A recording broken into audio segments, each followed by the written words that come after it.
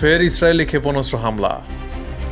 ইসরায়েলের ওপর ইরানের নজিরবিহীন হামলার 3 দিন পর এবার লেবানন থেকে ইহুদিবাদী দেশটিকে লক্ষ্য করে ক্ষেপণাস্ত্র ছোড়া হয়েছে।